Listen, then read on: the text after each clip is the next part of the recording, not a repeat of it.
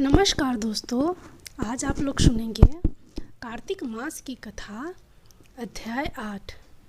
तो आज का अध्याय शुरू करते हैं भगवान श्री कृष्ण की कथा से। कार्तिक का महीना हिंदू धर्म में बहुत पावन महीना होता है। इस पूरे महीने में भगवान विष्णु की पूजा करने से अक्षय पुण्य मिलता है। इस महीने को दामोदर मास भी कहते हैं। इसके पीछे श्री कृष्ण की एक बाल लीला है। आइए जानते हैं वो लीला जिसके कारण कार्तिक के महीने को दामोदर मास भी कहते हैं। हिंदू धर्म में कार्तिक का महीना अति पावन है। यह महीना भगवान विष्णु की अंत लीलाओं की महिमा का गुणगान करता है। भगवान विष्णु को सभी महीनों में कार्तिक मास अति प्रिय है।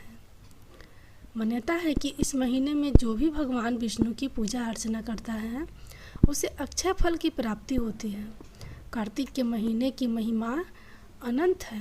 कहते हैं ना, हरि अनंत हरि कथा अनंता। कार्तिक मास के चल रहे इस पावन पर्व पर आज हम आपको भगवान विष्णु के अवतार श्री कृष्ण की एक बाल लीला की कथा बताने जा रहे हैं। इसका वर्णन अनेक पुराणों में मिलता है। श्री कृष्ण की एक बाल लीला कथा इस कार्तिक माह से जुड़ी हुई है, जिस कारण कार्तिक मास को दामोदर माह के नाम से भी जाना जाता है। जैसा कि हम सभी जानते हैं कि भगवान श्री कृष्ण को बचपन से ही माखन खाना बहुत पसंद था। जब भी वो यशोदा मैया से नज़र बचाते, सीधा माखन खाने के लिए मटकी में हाथ डाल देते।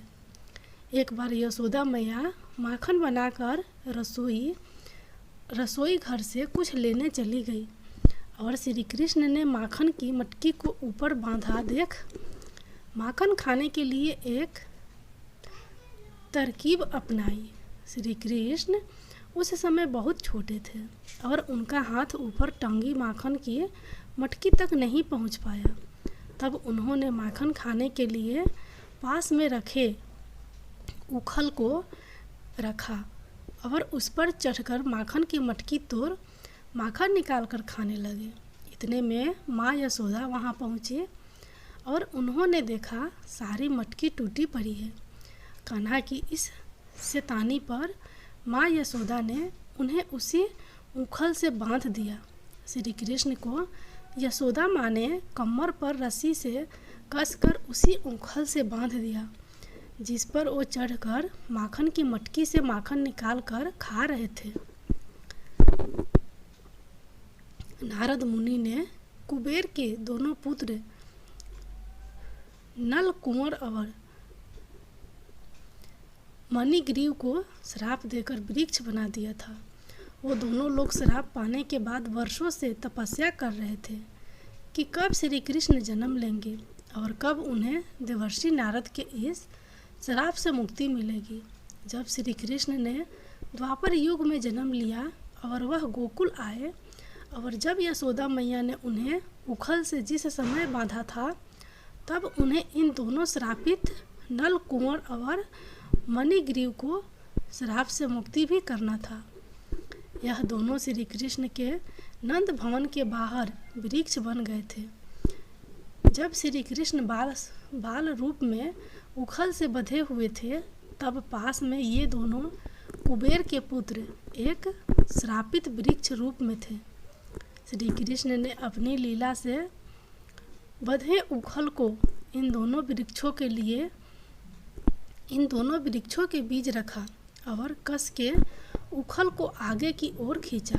जैसे ही श्री कृष्ण ने उखल को कस कर खींचा, वह दोनों वृक्ष धराम से गिरे और उसमें से दो दिव्य पुरुष प्रकट होकर अपने असली रूप में पुनः आ गए। उन्होंने श्री कृष्ण को हाथ जोड़कर प्रणाम किया और अपनी करनी की क्षमा याचना मांगी। श्री कृष्ण ने उन्हें क्षमा किया और वे दोनों फिर से अपने लोक चले गए। इस तरह यह लीला उखल बंधन लीला कहलाई और यह लीला कार्तिक मास में हुई थी। श्रीमद् भागवत महापुराण में श्री कृष्ण की इस लीला को विस्तार से बताया गया है। जब दोनों वृक्ष गिरे तब यशोदा मैया श्री कृष्ण की चिंता करते हुए भागी चली आई और उनके आँखों में आंसू आ गए थे। वह श्री कृष्ण से बोली, लल्ला अब मैं तुम्हें कभी भी सज़ा नहीं दूंगी। और श्री कृष्ण अपने बाल रूप की मंद मुस्कान लिए यशोदा माँ के गले लग गए। दामोदर का अर्थ होता है पेट से किसी चीज़ को बांध देना। श्री कृष्ण के उखल से बंधे होने के कारण उनका नाम दामोदर पड़ा और कार्तिक के महीने में दामोदर नाम से भी जाना जाने लगा। जय श्री कृष्ण। अब आप लोग सुनिए कार्तिक मास की कथा अध्याय 8। नारद जी बोले, अब मैं कार्तिक व्रत के उद्यापन का वर्णन करता हूँ जो सब पापों का नाश करने वाला है। व्रत का पालन करने वाला मनुष्य कार्तिक शुक्ला चतुर्दशी को व्रत की पूर्ति और भगवान विष्णु की प्रीति के लिए उद्यापन करे। तुलसी के ऊपर एक सुंदर मंडप बनवावे, उसे केले के खंभों से संयुक्त करके नाना प्रकार की धातुओं से उसकी विचित्र शोभा बढ़ावे। मंडप के चारों ओर दीपकों की श्रेणी सुंदर ढंग से सजाकर रखे। उस मंडप में सुंदर बंधनवारों से सुशोभित 4 दरवाजे बनवाए और उन्हें फूलों से तथा चंवर से सुसज्जित करे। द्वारों पर पृथक पृथक मिट्टी के द्वारपाल बनाकर उनकी पूजा करें।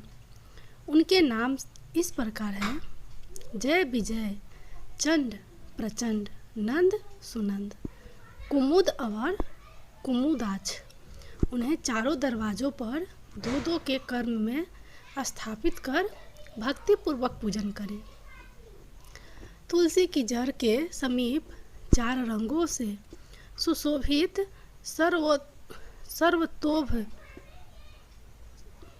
सर्वतोभद्र मंडल बनावे और उसके ऊपर पूर्ण पत्र तथा पंचरत्न से संयुक्त कलश की स्थापना करें।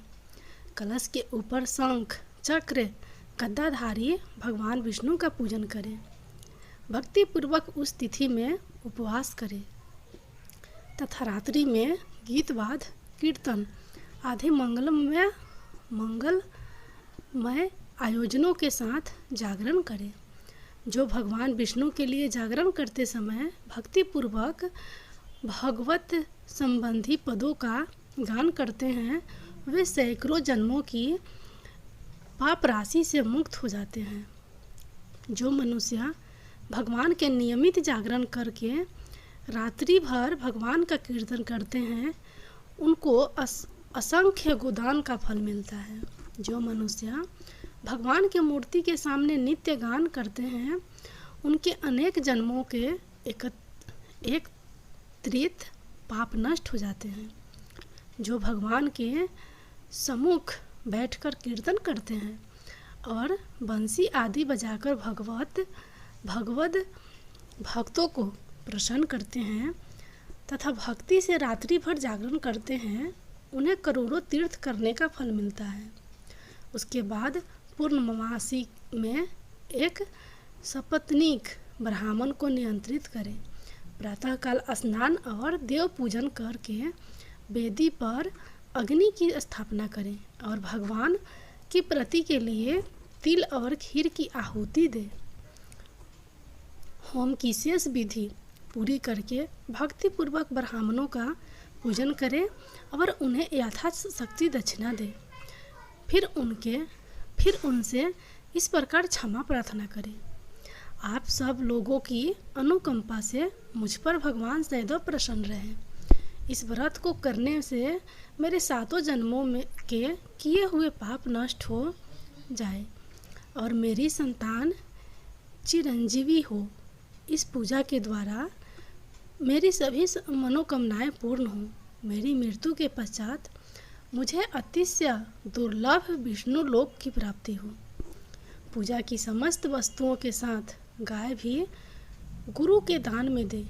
उसके पश्चात घर वालों और मित्रों के साथ स्वयं भोजन करे। भगवान द्वादशी तिथि को शयन से उठे, त्रयोदशी को देवताओं से मिले और चतुर्दशी को सबने उनका दर्शन एवं पूजन किया। इसलिए उस तिथि में भगवान की पूजा करनी चाहिए। गुरु की आज्ञा से भगवान विष्णु की सुवर्णमयी प्रतिमा का पूजन करें।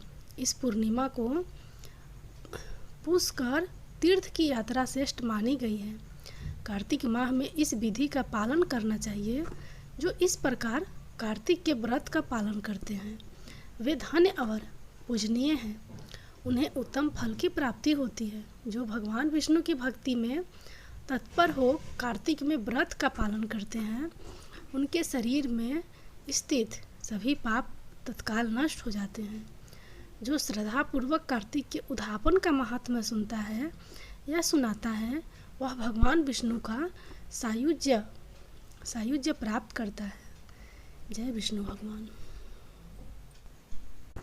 अब आप लोग सुनिए तुलसी माता की चौपाई। धन्य धन्य श्री तुलसी माता, महिमा आगम सदा श्रुतु गाता। हरि के प्राण हु से तुम प्यारी, हरे ही हेतु किन हो तप भारी। जब प्रसन्न है दर्शन दिन हो, तब कर जोरी विनय उस किन हो। हे भगवंत कंत माम हो, दीन जानी छडाहु छोहु। सुनी लक्ष्मी तुलसी की बानी, दिन हो श्राप पे कध पर आनी। उस अयोग्य वर मांगन हारी, हो बिटप तुम जर तनुधारी। सुनी तुलसी श्री श्राप्यो ते ही ठामा, कर हुआ से तुम नीचन धामा। दियो वचन हरि तब तत्काला, सुनहु सुमुखी जनी हो बिहाला। समय पाई बह्यो रो पाती तोरा, पूजी हो आस वचन सत मोरा। तब गोकुल मह गोप सुदामा, तासु भई तुलसी तू बामा।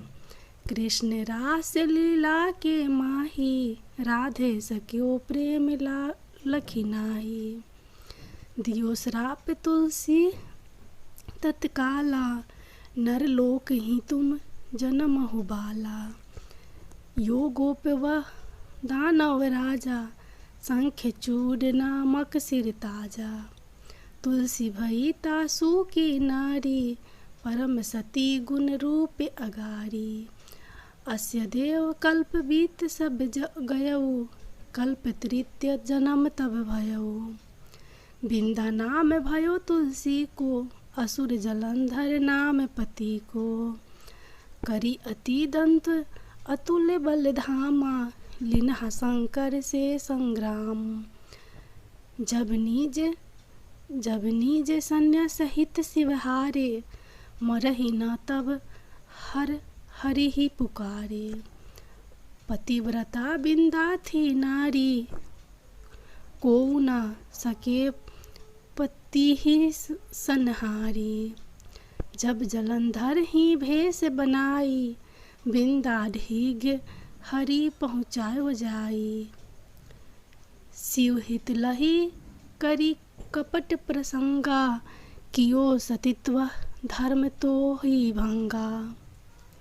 भयो जलंधर कर संहारा, सुनी उर शोक उपारा। तिहि छन दियो कपट हरिटारी, लखी बिंदा दुख गिरा उचारी।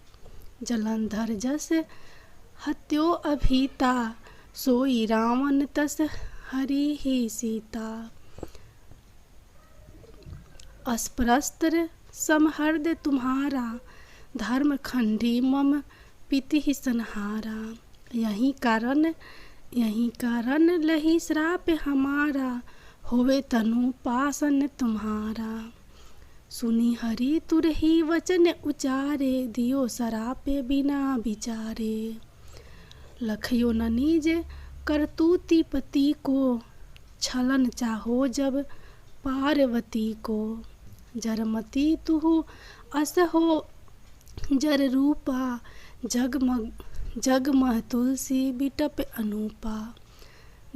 धगव रूप हम शालिग्रामा, नदी गंडकी बीच ललामा। जो तुलसी दल हम ही चढ़ इहे, सब सुख भोगी परम पद पई है। बिनु तुलसी हरि जलत शरीरा, अतिशय उठत शीस ऊर पीरा। जो तुलसी दल हरि सिर धारत, सो सहस्त्र घट अमृत डारत।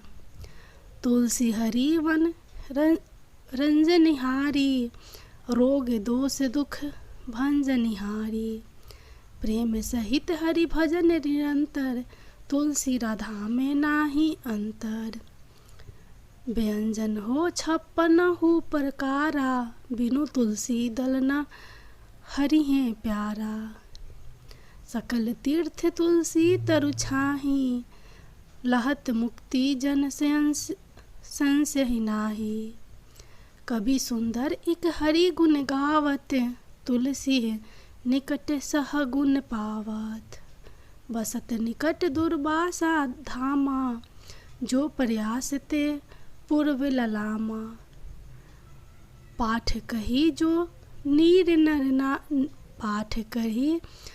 नित नर नारी, हो ही सुख भाषा ही त्रिपुरारी। जय तुलसी माता।